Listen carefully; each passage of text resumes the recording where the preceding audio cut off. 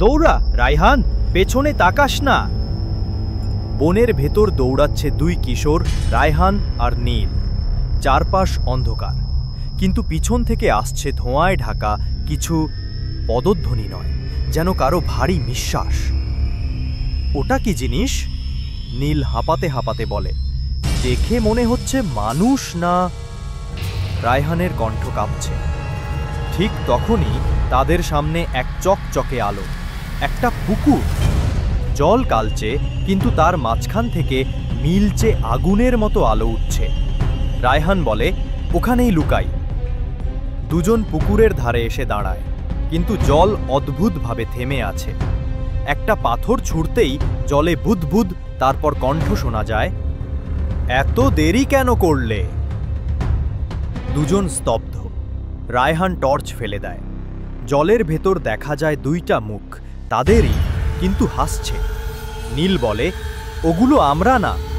পরক্ষণেই এক হাত বেরিয়ে আসে জলের ভেতর থেকে, বরফ ঠান্ডা, ছাই রঙা, নখগুলো লম্বা। সেটা রায়হানের গলা চেপে ধরে টেনে নিচে। রায়হান! নীল চিৎকার করে ঝাঁপ দেয় জলে। পানি অন্ধকার, কিন্তু নিচে পুরো এক ভিন্ন জগৎ। জলের নিচে ঝুলছে ভাঙা ঘড়ি, গাছের পাতাগুলো উল্টো দিক থেকে নড়ছে। সামনে ভাসছে এক বিশাল দরজা, তাতে লেখা, যে ঢোকে সে নিজের প্রতিচ্ছবি হারায়। রায়হান পড়ে আছে দরজার সামনে, তার মুখে অদ্ভুত হাসি। নীল কাছে যেতেই সে বলে, ওরা আমাকে ডেকেছে, তুইও আয়। পেছন থেকে এক গলা, ভারী ধাতব সুরে, দ্বার খুলে ফেলেছিস, এখন ফিরে যাওয়া নিষেধ। একটি ছায়া এগিয়ে আসে, অর্ধেক মানুষ অর্ধেক ধোঁয়া। সে বলে, তোর বন্ধুকে ফেরাতে চাইলে তোর ছায়া দে। নীল তাকিয়ে দেখে নিজের ছায়া আস্তে আস্তে নড়ছে, কিন্তু তার শরীর নড়ছে না। ছায়াটা এগিয়ে যায় পুকুরের জলে, মিলিয়ে যায় অন্ধকারে। হঠাৎ সব কেঁপে ওঠে, দরজা বন্ধ হয়, আলো নিভে যায়।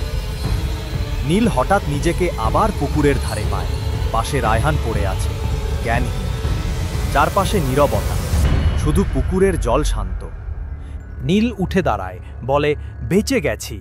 কিন্তু আলো ফেলতেই দেখে তার ছায়া নেই।